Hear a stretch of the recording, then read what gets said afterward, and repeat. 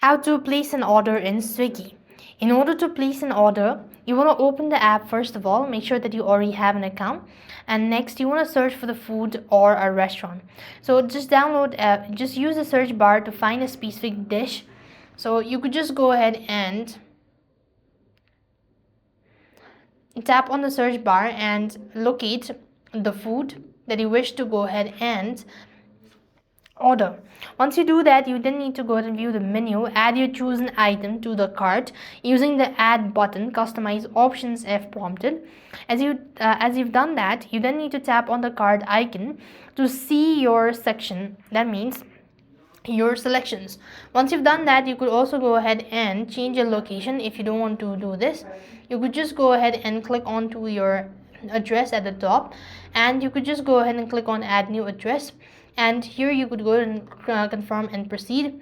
And next you just want to go ahead and add in, or once you've done adding in the items to your cart, you could then go ahead and confirm, just view the cart and apply any coupons that you have, add a delivery instructions or a tip, confirm your delivery address, review the total bill, price, delivery fees, taxes, etc.